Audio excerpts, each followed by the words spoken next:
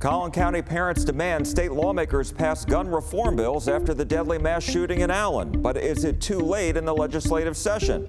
Governor Greg Abbott warns of a special session if lawmakers don't pass a school choice bill to his liking. We'll speak to the bill's author in the Senate.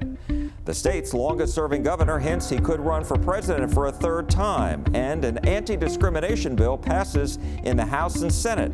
We'll speak with the North Texas lawmaker who wrote the bill. I'm Jack Fink. Get your fix for Texas politics. Eye on Politics on CBS News Texas starts right now. Hello and welcome. With a little more than a week left in the regular legislative session at the Texas Capitol, lawmakers still have to debate and discuss the top priorities this session. Republicans won't pass gun reform bills as Democrats have urged, but members of a newly formed group after the deadly mass shooting at the Outlet Mall in Allen traveled to the Capitol this week to meet with lawmakers with the goal of making a difference. If they don't support it, tell us why you don't support it. And if you don't support it, then tell us what you're going to do, because our fears don't have deadlines. Our concerns don't have deadlines. We are living this every single day. Ann Backus and nearly 50 other members of Collin County Parents Against Gun Violence boarded a bus early Monday morning in Plano to head to the Texas Capitol. Once they arrived, they crowded into a conference room in the basement of the Capitol complex.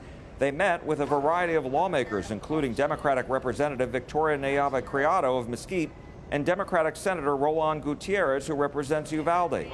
They recommended to keep the pressure on Republicans. The parents also spoke with Republican Representative Jeff Leach, who represents Allen. Leach told them that he's willing to work with them on potential solutions to the gun violence problem, which he agreed is an emergency. But Leach also told them he's a fierce supporter of the Second Amendment and that good people have a right to protect themselves. The parents are demanding the Texas legislature pass 5 bills that would raise the age to 21 to buy an AR-style firearm, create universal background checks, require safe storage of guns, establish a 3-day state waiting period, and implement red flag laws. But because it's so late in the legislative session, the deadlines have already passed to approve these bills. So to get legislation they want approved, lawmakers will need to try to file amendments onto other bills, and that is a very challenging process. We want to make sure that these last couple of days that they do have in session, that they maximize it by pushing for the legislation that we've been calling for. Show me the bill, show me the law that we could have passed in this building that would have prevented what happened in Allen last Saturday. None of those laws, if they were in fact the law of the land in Texas, would have stopped what happened in Allen. The group's leaders say many of their members have never been politically active until now, and they vow they're in the fight for gun reform for the long haul. But both Democrats and Republicans did approve a gun-related bill this week. Supporters say it will update the state's database and allow Texas to comply with the new federal law regarding gun buyers younger than 21. Members, after the shooting in my district in Allen, Texas last Saturday. 10 days after the deadly mass shooting in Allen, Republican State Representative Jeff Leach urged lawmakers on the House floor to pass a bill that will allow the state to comply with the new federal law. It passed after the massacre in Uvalde. Leach said it will help keep guns out of the hands of people who shouldn't have them. This bill will go a long way to ensuring that our state databases, our state and federal databases are linked, and that the process is more efficient and effective in keeping firearms out of the hands of dangerous Texans who do not need to have them. Under the federal law, investigators must check to see if 18 to 20-year-olds have anything in their mental health histories that should prevent them from buying a gun. Authorities look for anyone 16 or older who had court-ordered mental health services. The problem in Texas is that any court records involving a juvenile's mental health are not kept in a centralized location. Instead, they're maintained in 450 district and county clerk's offices across the state. And the FBI needs to check records at each of them when approving 18 to 20-year-olds who are attempting to buy firearms from a licensed dealer. The bill requires court clerks to report this information to Texas DPS, which sends it to the National Instant Criminal Background Check System, or NICS. The legislation received bipartisan support. The ayes have it, and SB 728 is passed the third reading. The final House vote will come tomorrow. The state Senate passed it back in early March. This bill is on the emergency call for the governor, as it will indirectly, of course, and perhaps in some cases, affect school safety. It's an important bill. But Democratic State Senator Roland Gutierrez pointed out that this bill would not have identified the gunman in Uvalde and in the deadly Santa Fe high school mass shooting in 2018 because they didn't have juvenile records. And so first off, I applaud you on this, but this is not a foolproof, really nothing is it? I don't think anything is foolproof. I will.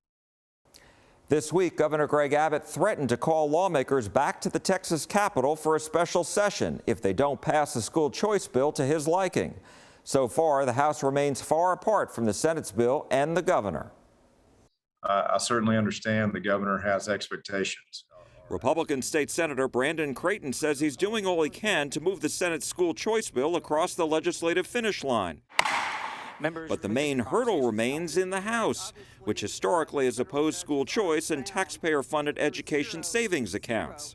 Parents matter. This year, Governor Greg Abbott has crisscrossed the state pushing for the measure, including this stop at Nolan Catholic High School in Fort Worth. The governor issued a statement Sunday night warning House members against passing a watered-down version of the Senate bill. Quote, "Legislators deserve to know that it would be vetoed if it reached my desk. Failure to expand the scope of school choice will necessitate special sessions. Parents and their children deserve no less." I think we need to be as close as we can to full universal school choice. We need our moms and dads out there to be able to have the freedom to make the decisions that are best for their kids, not limited by an address. State Representative Retta Bowers of Garland says she and other Democratic lawmakers strongly oppose the measure. We're fighting vouchers in any way possible together. One key difference between the House and Senate versions of the bill is eligibility. In the House, nearly 800,000 students in either special education or who attend F-rated schools are eligible to apply. Under the Senate plan, about 5.5 million students in public or private schools are eligible to apply. Bowers says she worries this bill will hurt public schools, but Creighton disagrees. The funding is not coming out of public education, completely separate from it and born from our surplus funds. We know that this will drain our classrooms, our school districts, and teachers of the resources that they need. And coming up a little later, we'll speak with the author of the Senate school choice bill, Senator Brandon Creighton, about what could come next. Now to some other headlines coming from the Texas Capitol. The Texas House has passed a bill that would give homeowners even more of a break on their property tax bills than first planned. It's a compromise with the Senate plan. The bill raises the homestead exemption to $100,000 for most Texans and $110,000 for seniors, which are higher than the amounts in the original Senate bill. It also reduces the cap on property appraisals from 10 to 5%. In all, the legislation would provide $21 billion in property tax relief. The bill now goes back to the Senate for consideration. Both chambers have now passed House Bill 2127, a bill that limits municipal ordinances that go beyond state law and seeks to standardize rules across the state for businesses. There are minor differences between the bills passed by the Senate this week and by the House last month. And this week, former Texas Governor and U.S. Energy Secretary Rick Perry told CNN he may run for president a third time. I think for any of us to sit back and say I'm for this person or that person is a little early in my process. So, it certainly is something that I haven't taken off the table, but, the chances of it happening are probably a little bit slim, but who knows? There's a lot of time left, and we'll see how this all works out. We asked Governor Perry for an interview, but we haven't heard back. Coming up, we'll speak with the Senate's author of the school choice bill that Governor Abbott urgently wants to pass. And later, we speak with Democratic State Representative Retta Bowers of Garland about the Crown Act she passed with bipartisan support in both chambers. Eye on Politics on CBS News Texas. We'll be back in a moment. Welcome back. With Governor Abbott warning lawmakers he will call them back for a special session to pass the school choice bill he likes, we wanted to speak with the author of the bill in the Texas Senate, Republican Brandon Creighton, who also serves as chair of the Senate Education Committee. Here's more of our conversation with him. Well, I certainly understand the governor's sentiment. He spent a lot of time traveling the state of Texas talking to our moms and dads and families across the state that are asking for education freedom and the ability to have choices with regard to the special circumstances for their kids and their education needs. And I certainly understand the governor has expectations. What are your expectations at this point? Well, our expectations would be consistent with the bill that we sent over from the Senate. Certainly, I have great respect for my colleagues in the House, and I understand it's a process. But I would hope to reconcile the gap between the House version and the Senate version to be closer together on eligibility and just how many kids could be served overall by this policy. As Texas starts out with its first expanded choice really ever. And, we would be the 31st state in the country to expand a version of school choice. We'd be the 9th or 10th to have an education savings account. And I have a high expectations as well. I think our families do without a doubt. What are the main sticking points between the Senate and House versions in your mind?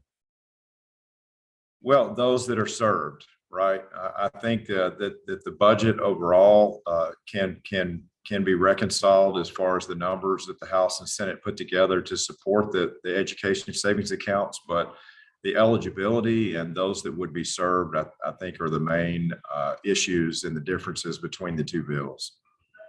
And why is your version so important to you that this pass? Well, I think we need to be as close as we can to full universal school choice. When the bill left the Senate floor, almost 5.5 million public school students were eligible to participate and apply for the education savings account. I had an amendment on the Senate floor to add private school students, and we just want to make sure, as diverse as Texas is with the needs of our students across the state. Certainly, the future of Texas begins in the classroom, and we need our moms and dads out there to be able to have the freedom to make the decisions that are best for their kids, not limited by an address. And I wanted to ask you about student outcomes. How do you believe that student outcomes will be improved in this bill? Because critics point out that private schools won't have to have or show improvement on student performance. They won't have to comply with state tests, for example. Are they right in that?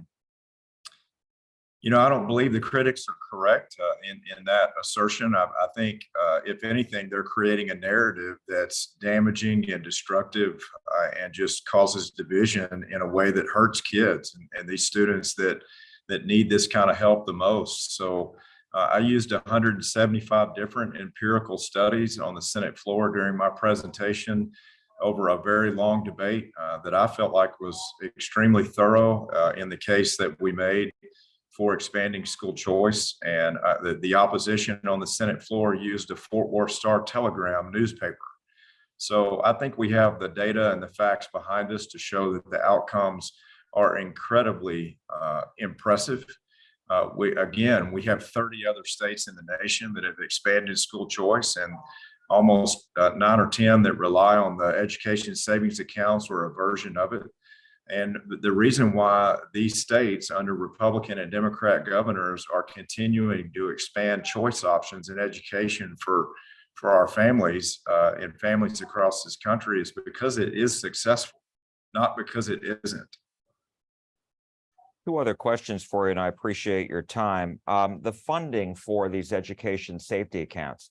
My understanding is, after having read your bill, that this would come from general funds and not necessarily school foundation funds, but there is still some concern that with more students going to private schools, there would be less money for the school districts. Yeah, and I appreciate the question. Again, I think those are destructive narratives that are floating around, and by design, they're intended to create doubt. And so the state of Texas is putting over $9 billion of new funding into public education. Just an unprecedented lift for our public schools and our public school teachers. We're expanding compensation across the board. We're providing almost $1 billion separate from that for school safety provisions, and even lifting up our retired teachers like never before. So the money is not coming out of the permanent school fund for education savings accounts, as we are using the surplus for border security and property tax reform and relief, and to secure our Texas electric grid. We're also using funding separately from education funds, as we currently know it, to empower moms and dads to have the freedom to make choices for their kids in education. The funding is not coming out of public education, completely separate from it and born from our surplus funds. And my last question to you is, what can you do now as an author of the bill in the Senate? What can you do now to try to get your bill over the finish line? You know, we're just working to provide support to our House colleagues, to be available for questions, to make sure that we are, just working in the process with those that are leading on this issue to win hearts and minds. And we're not looking at it as sort of how institutions are affected. We're looking at it as what do we need to do for our kids across Texas to have a better chance to be successful in life. And there is no bill this session out of 10,000 bills filed that would be an example of that greater than this one. So I look forward to continuing to visit with you and as many others as I can reach until we get to the finish line, and we will either this session or in a special session. Republican State Senator Brandon Creighton of Conroe, thank you so much. We really appreciate your time today. Thanks for the invitation. I look forward to being back with you. Democratic Representative Retta Bowers of Garland opposes the measure, which she calls a school voucher program. We asked her what her biggest concerns are.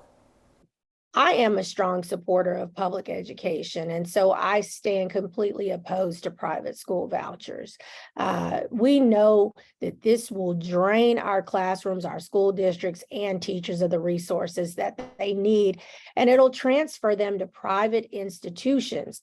Our public schools need to be funded and prepared to serve every student. So we can't make that happen if we're taking away dollars. And we know that our schools and teachers and districts are already stretched thin.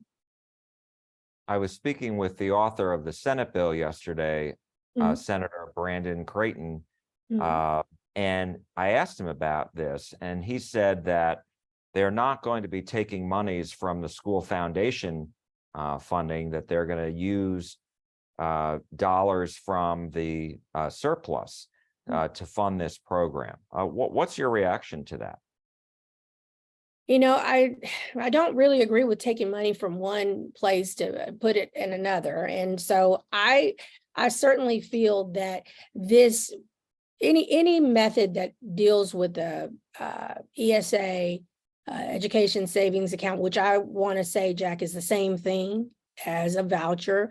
I think any of these measures when it comes to vouchers are really just going to drain our classrooms. And I just think that we have to figure out how to make sure we're fully funding education and that we're putting those dollars where they need to be with our school districts, our teachers, and our students. And we don't need to seek ways that will take money from those. And I know he says that that's not what it is, but I certainly can't see it that way. You mentioned you were in a caucus meeting. How do people in the Democratic caucus think this is all going to shake out? You know, we're working hard to make sure that we maintain a strong vote, that we're voting together, that we're fighting vouchers in any way possible together, and then showing a united front. That's really what we were largely discussing, looking at the breakdown and how many, What is the percentage of African-American teachers or our Anglo teachers or our Hispanic teachers? What are our student populations looking like? We're looking at it from all angles. And I'm proud to say that it felt like we were in class with Dr. Allen. She certainly was there laying it out to us with James Tallarico. We've got some strong members on the Pub Ed committee that are sharing with us and that are making sure that we're well versed in what is at stake. Democratic State Representative Retta Bowers, thank you so much for joining us. We really appreciate it.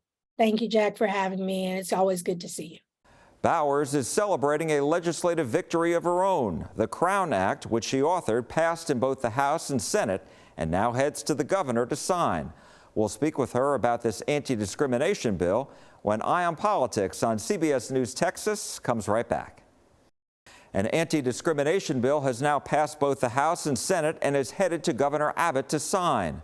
It prohibits discrimination against Black Texans for how they wear their hair in schools, the workplace, and in housing. We spoke with Representative Retta Bowers about what this bill does and why she believes it's important and necessary. You know, I'm overjoyed, ecstatic, and delighted that we have reached this point and moment. The Crown Act has been a long labor of love and work.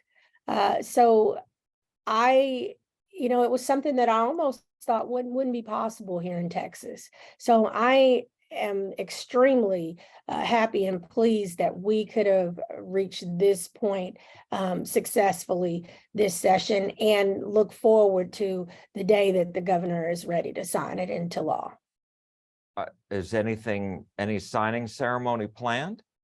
We haven't heard yet, Jack, and I'm just hoping that that is what he will allow. As you know, he can just sign on the dotted line, in his office. He can choose to not put his name on it, but I'm hoping that he will give it and grant it a signing ceremony with all the pens and all the people there to celebrate such a historic moment.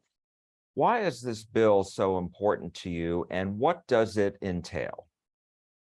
The Crown Act is civil rights legislation, and it certainly will provide protections for Black women, men, and children. It's really for all of us to make sure that people are not denied, children not denied classroom instruction when it comes to education, or to be able to walk the stage with their classmates to celebrate a graduation, that people are not held from being promoted, from getting hired. And certainly it touches on housing, that people are allowed to live the greatest quality of life and to thrive in our communities and live where they'd like to, no matter how they choose to wear their hair. And so you're talking about essentially protective hairstyles, right? So what does that include?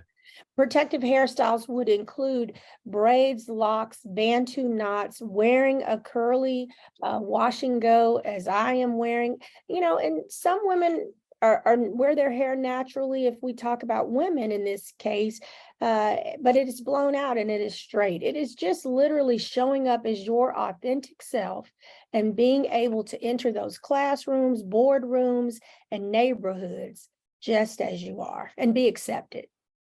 How big of a problem has this been to necessitate a bill like this? We came into last session when I first introduced this bill based on a call I got from Washington from my sorority sister, Ajwa B. Asamoah. She's the co-creator of the Crown Act, as well as the policy lead, but also the Crown Coalition. And the call came in, Jack, and back in 2018, when she started it, she called me the summer of 2019, before the DeAndre Arnold story broke out, and asked me to do it. And we knew going into the 21 legislative session, the 87th, that it was going to highly be education and awareness. We had hoped to see passage last session, but we certainly felt that education and awareness was going to be our foundation. And the bills passed, I think 29-1 in the Senate, 143-5 in the House. Yes. What were some of the concerns expressed by the few who opposed it? I just think people didn't understand what the bill was about. Some people made jokes and they laughed and thought, aren't there more important things to talk about or to deal with? And there are so many issues that we face in the state of Texas, but this is certainly more important than they ever thought it would be. This bill touches a little bit on DEI. It is a discrimination, civil rights bill that deals with race. And we certainly want to make sure that we claim it as a historic victory when it comes to civil rights legislation, to making sure that people feel accepted as their authentic selves and as who they are. It's deeper than hair. I just think that I have to say that, because people try to say, why do we need to talk about hair? What a waste of time. What a waste of money. But certainly not. One of my Republican colleagues said to me, Retta, I know this bill was important to you. And I said, yes, it was, but it certainly is important to so many other people and so many more Texans.